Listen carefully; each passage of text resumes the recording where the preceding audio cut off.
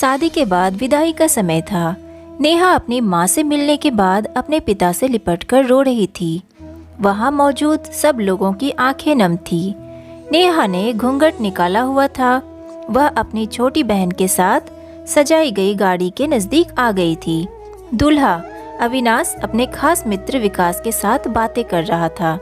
विकास, यार अविनाश, सबसे पहले घर पहुंचते ही होटल अमृत बाग चलकर बढ़िया खाना खाएंगे। यहाँ तेरी ससुराल में खाने का मजा नहीं आया। तभी पास में खड़ा अविनाश का छोटा भाई राकेश बोला, हाँ यार, पनीर कुछ ठीक नहीं था और रसमलाई में रस ही नहीं था। और वह ही कर जोर जोर से हंसने लगा। अविनाश भी पीछे नहीं रहा। अरे हम लोग अमृत बाग चलेंगे, जो खाना है खा लेना, मुझे भी यहाँ खाने में मज़ा नहीं आया। रोटियाँ भी गर्म नहीं थी। अपने पति के मुंह से यह शब्द सुनते ही नेहा, जो घूंघट में गाड़ी में बैठने ही जा रही थी, वापस मुड़ी। गाड़ी की फाटक को जोर से बंद किया। घूंघट हटाकर अपने पापा के पास पहुंची। अपने पापा का हाथ अपने हाथ में लिया। मैं ससुराल नहीं जा रही पिताजी, मुझे यह शादी मंजूर नहीं। यह शब्द उसने इतनी जोर से कहे कि सब लोग हक्के बक्के रह गए। सब नज़दीक आ गए। नेहा के ससुराल वालों पर तो जैसे पहाड़ टूट पड़ा। मामला क्या था यह किसी की समझ में नहीं आ रहा था। तभी नेहा के ससुर राधे श्याम जी ने आगे बढ़कर नेहा से पूछा, लेकिन बात क्या है बहू? शादी हो गई है, विदाई का समय है, अचानक क्या हुआ कि तुम शादी को नामंजूर कर रही हो? अविनाश की तो मानो दुनिया लूटने जा रही थी। वह भी नेहा के पास आ गया। अविनाश के दोस्त भी, सब लोग जानना चाहते थे कि आखिर ऐन वक्त पर क्या हुआ कि दुल्हन ससुराल जाने से मना कर रही है। नेहा ने अपने पिता दयाशंकर जी का हाथ पकड़ रखा था। नेहा ने अपने ससुर से कहा, बाबूजी, मेरे माता पिता ने अपने सपनों को मारकर हम बहनों को पढ़ाया लिखाया व काबिल बनाया है। आप जानते हैं एक बाप के लिए बेटी क्या मायने रखती है। आप व आपका बेटा नहीं जान सकते क्योंकि आपके कोई बेटी नहीं है।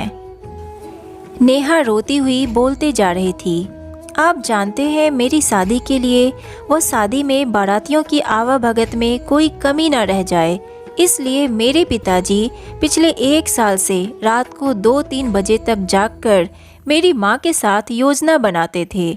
खाने में क्या बनेगा, रसोइया कौन होगा। पिछले 1 साल में मेरी माँ ने नई साड़ी नहीं खरीदी क्योंकि मेरी शादी में कमी न रह जाए।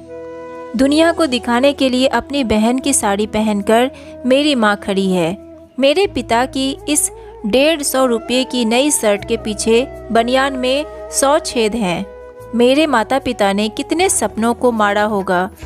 ना अच्छा खाया ना अच्छा पिया, बस एक ही ख्वाहिश थी कि मेरी शादी में कोई कमी न रह जाए।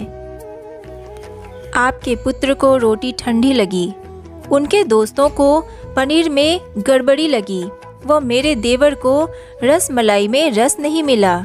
इनका खिलखिलाकर हंसना मेरे पिता के अभिमान को ठेस पहुंचाने के समान है। नेहा हाँफ रही थी। नेहा के पिता ने रोते हुए कहा, लेकिन बेटी, इतनी छोटी सी बात। नेहा ने उनकी बात बीच में काटी, यह छोटी सी बात नहीं है पिताजी। मेरे पति को मेरे पिता की इज्जत नहीं। रोटी क्या आपने बनाई? रसमलाई, पनीर, यह सब कैटर्स का काम है।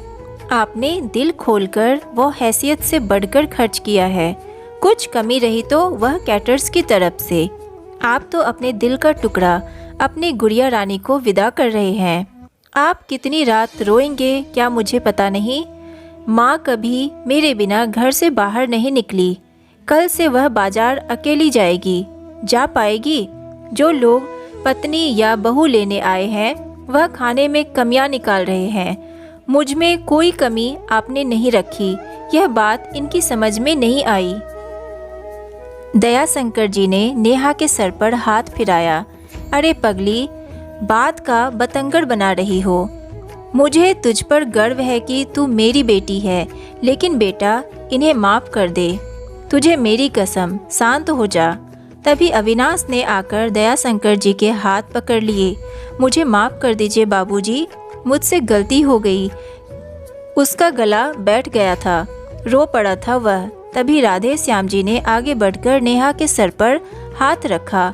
मैं तो बहू लेने आया था, लेकिन ईश्वर बहुत कृपालु है, उसने मुझे बेटी दे दी। वह बेटी की अहमियत भी समझा दी। मुझे ईश्वर ने बेटी नहीं दी, शायद इसलिए कि तेरे जैसी बेटी मेरी नसीब में थी। अब बेटी, इन नालायकों को माफ़ कर दे। मैं हाथ जोड़ता हूँ तेरे सामने। मेरी बेटी नेहा मुझे लौटा दे। और दयाशंकर जी ने सचमुच हाथ जोड़ दिए थे। वो नेहा के सामने सर झुका दिया। नेहा ने अपने ससुर के हाथ पकड़ लिए। बाबूजी, राधे श्याम जी ने कहा। बाबूजी नहीं, पिताजी। नेहा भी भावुक होकर राधे श्याम जी से लिपट गई थी। दयाशंकर जी ऐसी बेटी पाकर गौरव की अनुभूति कर रहे थे।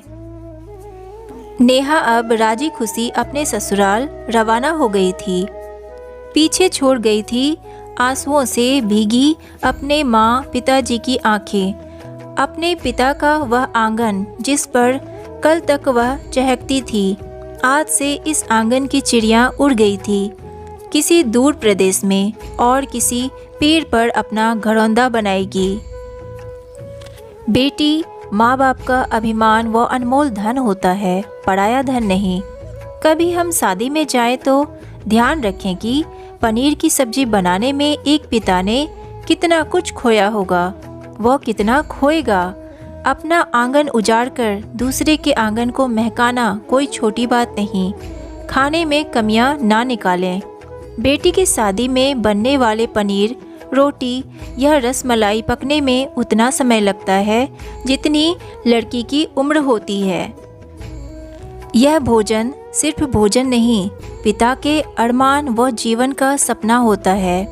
बेटी की शादी में बनने वाले पकवानों में स्वाद कई सपनों के कुचलने के बाद आता है। वह पकने में सालों लगते हैं। बेटी की शादी में खाने की कद्र करें।